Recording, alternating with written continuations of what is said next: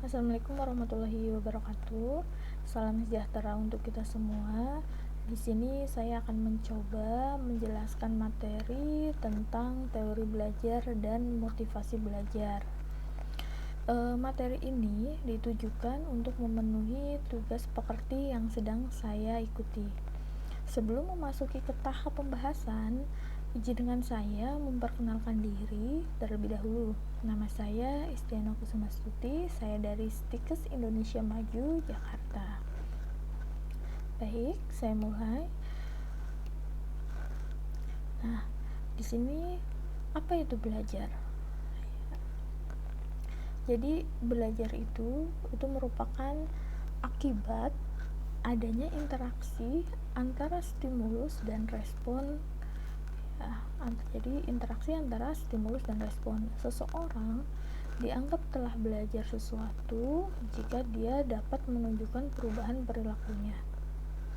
Menurut teori ini, dalam belajar yang penting itu adalah input yang berupa stimulus dan output yang berupa respon. Stimulus itu merupakan apa saja yang diberikan oleh dosen kepada mahasiswa, sedangkan respon itu berupa reaksi atau tanggapan mahasiswa terhadap stimulus yang diberikan oleh dosen tersebut. Prosesnya yang terjadi antara stimulus dan respon itu tidak penting untuk diperhatikan, ya, tidak penting untuk diperhatikan itu prosesnya, karena tidak dapat diamati dan tidak dapat diukur. Yang dapat diamati adalah itu stimulus dan responnya. Oleh karena itu, apa yang diberikan oleh dosen dan apa yang diterima oleh mahasiswa itu harus dapat diamati dan dapat diukur. Saya lanjutkan. Nah, di sini apa itu pembelajaran?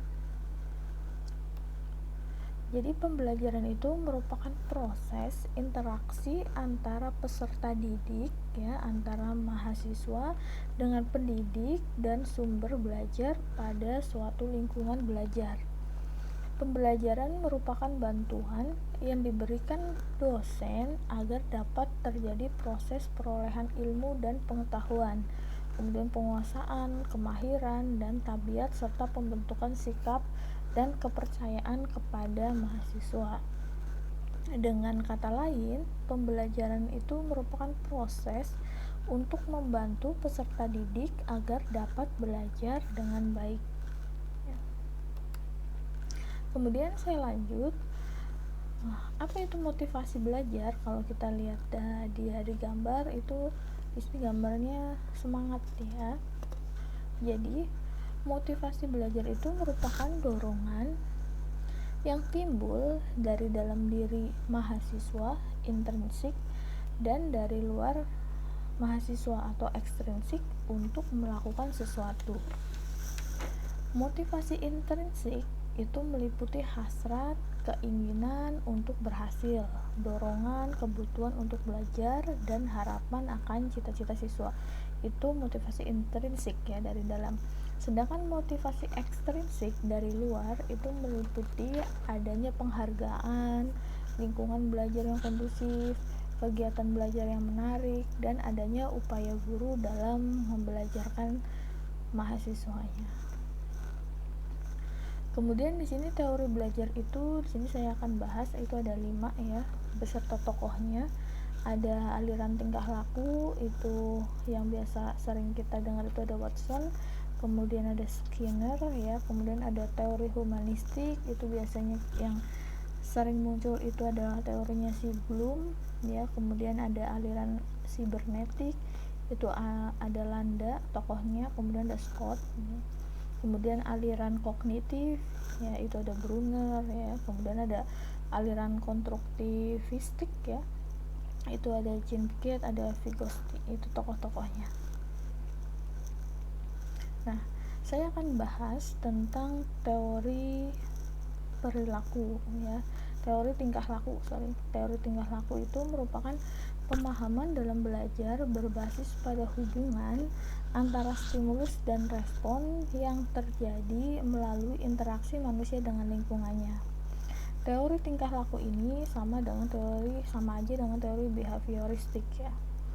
Teori yang memiliki arti tingkah laku ini merupakan teori belajar yang berfokus pada pemberian ulangan atau ujian pada pembelajaran untuk memahami tingkah laku yang sesuai dengan pengetahuan yang diperoleh.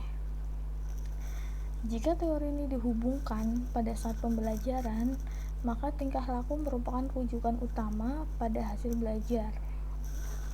Itu teori tingkah laku. Kemudian ada yang namanya teori kognitif.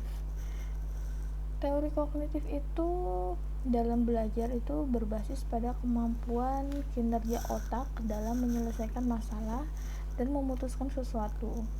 Pembelajaran dilaksanakan dengan berbagai alat bantu atau media. Terdapat karakteristik dari pembelajaran kognitif, yaitu pada aktivitasnya lebih menekankan pemahaman daripada mengingat. Dalam pembelajaran itu sering menggunakan soal untuk memecahkan masalah. Itu teori ciri dari teori kognitif. Kemudian ada teori humanistik ya, namanya humanistik itu adalah manusia. Teori ini berfokus pada cara untuk memanusiakan manusia. Bila dilihat pada pembelajaran teori ini bertujuan itu untuk meningkatkan potensi yang ada pada siswa ya. Memanusiakan manusia, potensi apa yang ada di siswa kita gali. Itu teori humanistik. Pada teori ini hasil yang dituju atau parameter bahwa pembelajaran sukses adalah bila siswa bisa memahami dirinya dan lingkungan sekitar. Ya, teori ini berupaya untuk memahami setiap sikap belajar dari perspektif subjektif, dari perspektif orang ya. Nah, teori humanistik itu yang paling dikenal itu adalah tokohnya adalah Abraham Maslow.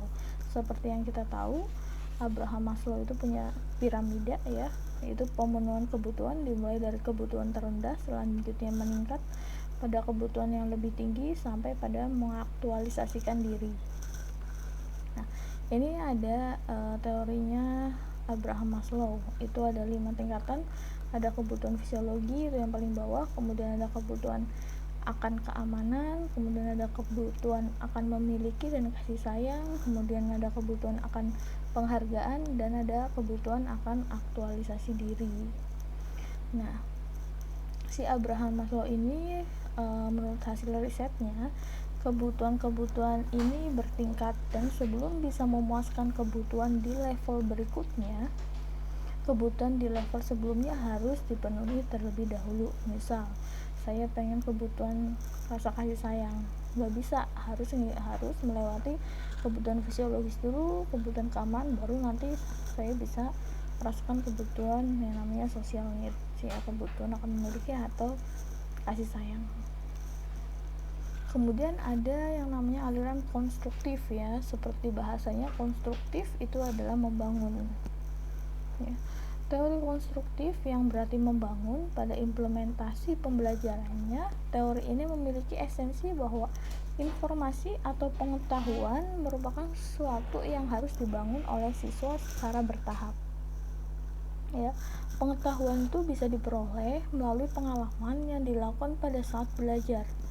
Manfaat dari teori ini sendiri, siswa itu bisa melakukan sebuah keputusan dalam memperoleh ide dan menyelesaikan masalah. Itu teori konstruktif ya, itu lebih ke arah membangun. Kemudian ada yang namanya teori sibernetik. Teori sibernetik ini merupakan teori yang relatif baru. Teori ini berkembang sejalan dengan perkembangan teknologi dan ilmu informasi.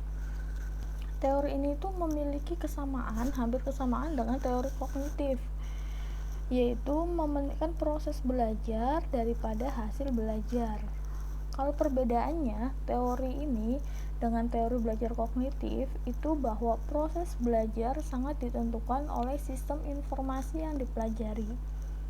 Cara belajar seperti sibernetik terjadi jika peserta didik mengolah informasi, kemudian memonitornya dan menyusun strategi berkenaan dengan informasi tersebut.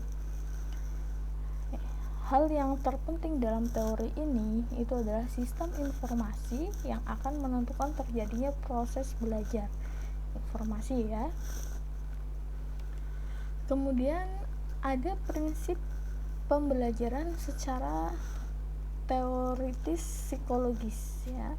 Itu ada 5, ada faktor kognitif, afektif, perkembangan, ada faktor pribadi dan sosial, dan kemudian ada faktor perbedaan individual. Kalau faktor kognitif itu lebih ke peserta didik, itu berpikir dan mengingat serta menggambarkan faktor-faktor yang terlibat dalam proses pembentukan makna informasi dan pengalaman. Beda lagi sama faktor afektif. Kalau afektif itu keyakinan, emosi, dan motivasi mempengaruhi cara seseorang menerima situasi dan pembelajaran ya. Kalau afektif itu keyakinan dan emosi serta motivasi ya. Kemudian ada faktor perkembangan, itu lebih ke kondisi fisik, intelektual, emosional, dan sosial. Itu dipengaruhi oleh faktor genetik ya, gen dan lingkungan. Kalau faktor pribadi dan sosial, itu orang lain berperan dalam proses pembelajaran dan cara-cara orang belajar dalam kelompok. Kemudian yang terakhir itu ada faktor perbedaan individual. Itu lebih ke latar belakang individu yang unik dan kapasitas masing-masing berpengaruh dalam proses pembelajaran di masyarakat. Jadi, dari semuanya itu dapat disimpulkan bahwa teori belajar itu merupakan alat untuk meraih tujuan yang akan dicapai dari aktivitas belajar. Dengan beraneka ragamnya teori belajar, ini bisa membuat setiap aktivitas belajar yang ingin dicapai lebih efektif ya. Dengan beraneka ragamnya teori belajar, maka setiap belajar bisa lebih bermakna dan efisien. Tentu hal yang paling krusial adalah cara memilih teori belajar yang cocok untuk mencapai tujuan yang dimaksud. Nah, mungkin itu saja dari saya. Kurang lebihnya saya mohon maaf. Wabillahi taufiq wal hidayah. Wassalamualaikum warahmatullahi wabarakatuh.